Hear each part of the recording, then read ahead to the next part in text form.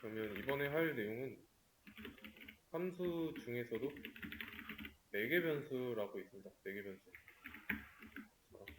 이거는 인자랑 같이 생각해서 보면 이해가 쉽습니다. 자, 이렇게 함수 인자 매개 변수 리턴 요거 이렇게 세 개 묶어서 함수랑 기억하면 편하다고 했죠. 비유를 해보자면 함수는 자판기고 인자는 동전이고 매개 변수는 동전 투입구 리턴은 배출구입니다. 자, 매개 변수에 대해서 설명할 건데 이름에 변수라는 게 들어가 있죠. 변수의 한 종류입니다. 변수의 한 종류. 자, 그러면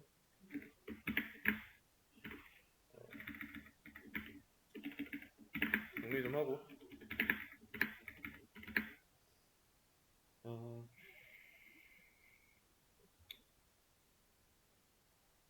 다는 일단 이것도 지우고 필요하면 써보겠습니다.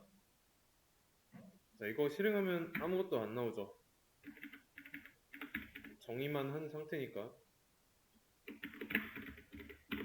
자, 그래서 이 함수를 호출해줘야 출력을 합니다. 그리고 이거를 100번 실행하고 싶으면 100번 반복하는 반복문 안에다가 넣어주면 돼요.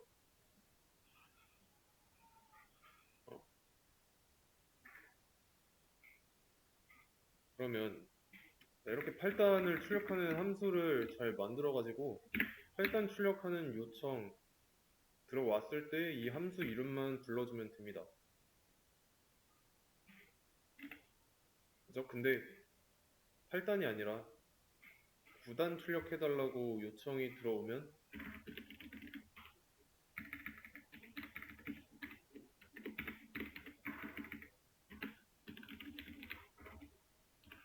이렇게 써놓고 따로 반복문 안에다가 넣어줘야 돼요. 그리고 혹시 몰라서 얘네가 또 요청을 할 수도 있잖아요. 9단 출력하는 거. 그래서 함수로 만들어 놓습니다. 그러면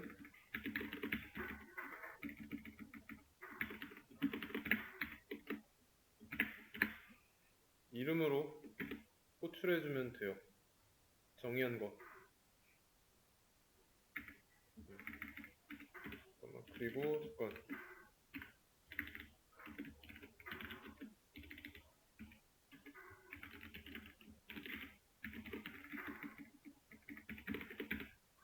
이거 하나 이렇게 식별하기 쉽도록 하나 추가했는데 만약에 또 이거 말고 또 다른 단 출력하라고 나왔어요. 27단 출력하라고 한다면 함수로 만든 다음에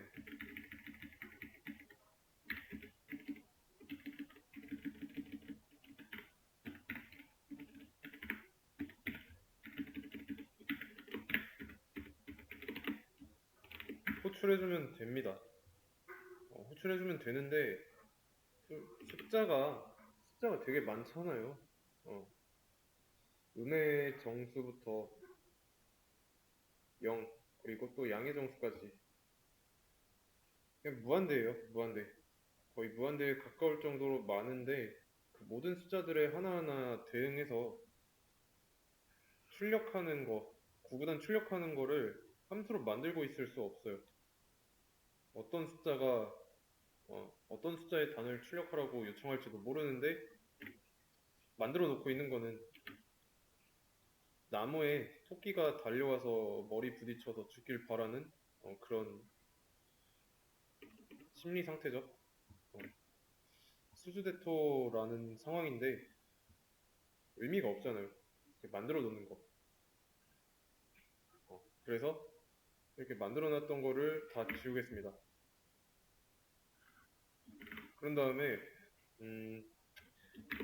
이런 함수를 실행하되 여기서는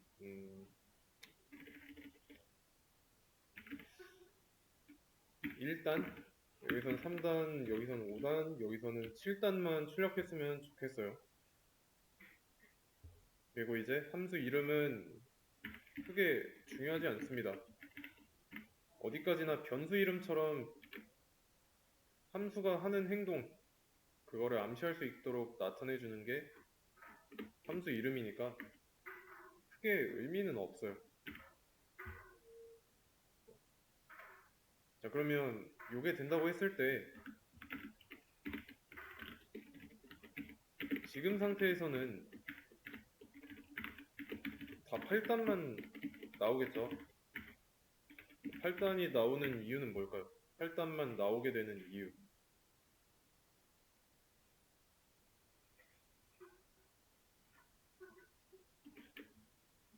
이 함수 내부에 몇 단을 출력하는지에 대한 정보가 8로 고정되어 있으니까 그런 겁니다.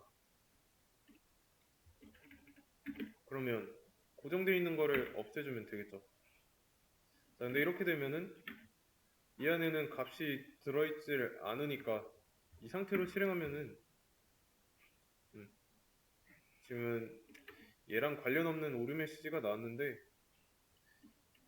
이런 오류 메시지가 발생하지 않았다고 하더라도 얘한테 들어있는 값이 뭔지 모르는데 함부로 섣불리 가져다 쓰기가 위험하잖아요. 맞죠? 자, 그래서 이 값을 정해주기 위해서 이 변수 안에 들어갈 수 있는 값을 던져주고 있는 곳으로 같은 위치로 넣어줍니다.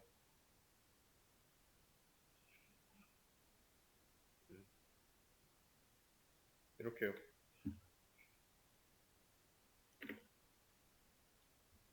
그러면 이제는 1단 출력되고 3단 출력되고 5단 출력되고 7단 출력되죠. 원하는 대로 나왔는데 자, 여기서 이 단이 4개의 변수입니다.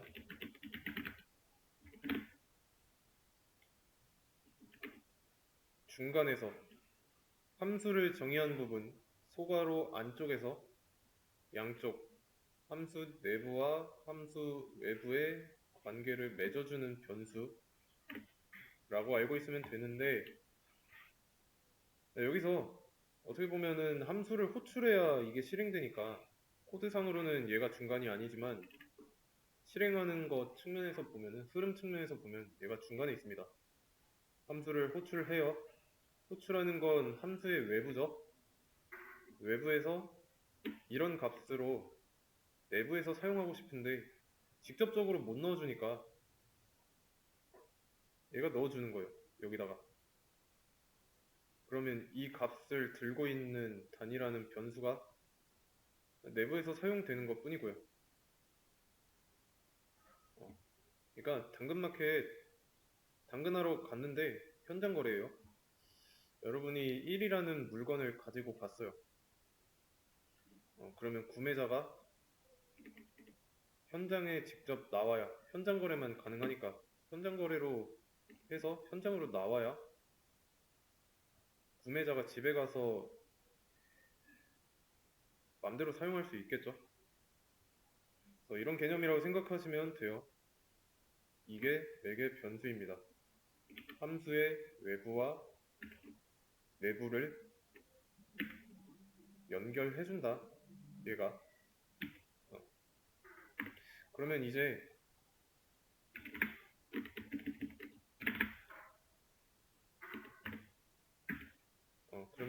몇 단이 들어오든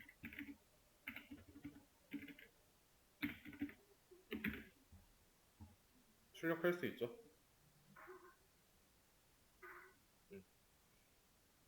그러면 여기서 또 생각해 볼 수 있는 거는 지금 곱하기 9까지 나오고 있죠. 곱하기 9까지. 근데 곱해지는 수도 내가 좀 알아서 정하고 싶어요. 9가 아니라. 자, 그러면 여기서 9로 못 박아놨으니까 9까지밖에 못하는 거죠. 얘를 일단 변수에다가 옮겨준 다음에 이 상태가 됐으면은 여기 변수에 들어있는 값을 없앤다면 정해지지 않은 값이 되겠죠. 그러면 똑같이 여기에 어떤 값이 정해졌으면 좋겠는데 해당 함수를 호출할 때마다 서로 다른 값이 나오게 하려면 매개 변수로 이용해줘야 되는 거죠.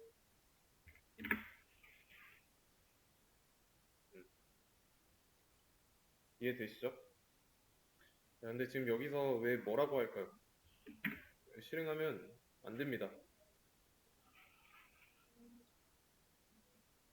뭐라고 하는 이유 보시면 프린트 단이라는 함수가 이거를 놓쳤대요.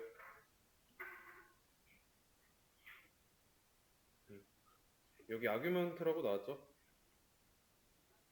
인자입니다.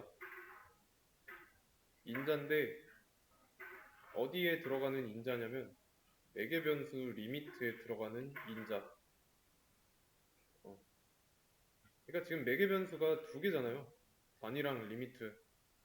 단에는 들어가고 있다라는 뜻이에요. 여기서 호출할 때. 근데 리미트에는 들어가고 있는 게 없으니까.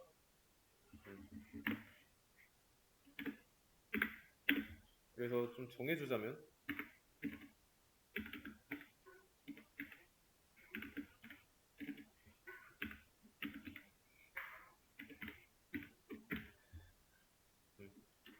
들어가죠? 3이 리미트에 들어가고 2가 리미트에 들어가고 1이 리미트 5에 리미트가 들어갑니다. 여기서 알 수 있는 점 한 가지는 인자는 매개 변수의 순서 맞춰서 들어간다는 거.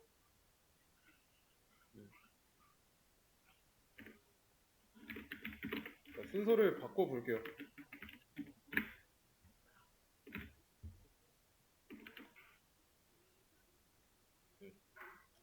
여기서는 1이 단에 들어갔고 여기서는 3이 단에 들어갔습니다.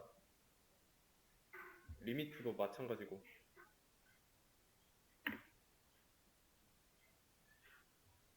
자, 그러면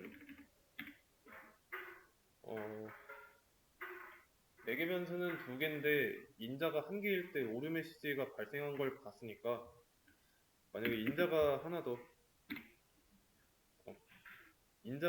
늘어난다면 예측해 볼 수 있는 건 이런 거죠.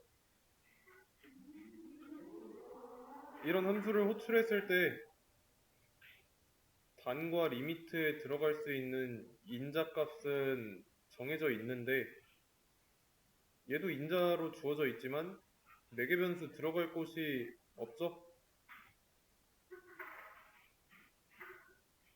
없잖아요. 그래서 이때도 뭐라고 합니다. 이 함수는 매개 변수가 두 개니까 인자가 두 개 있어야 하는데 왜 세 개를 주고 난리냐 라고 하는 거예요. 자, 그래서 매개 변수와 인자의 개수는 일치시켜야 한다. 그래야 오류가 발생하지 않습니다. 그리고 매개 변수가 여러 개 존재할 때 인자는 순서에 맞게 들어간다. 이렇게 알고 있으면 돼요. 이해되시죠? 마찬가지로 매개 변수도 변수라고 했으니까 이 변수가 어떤 값을 담고 있는지 암시할 수 있도록 의미 있는 변수로 지어주는 게 좋습니다. 아시겠죠?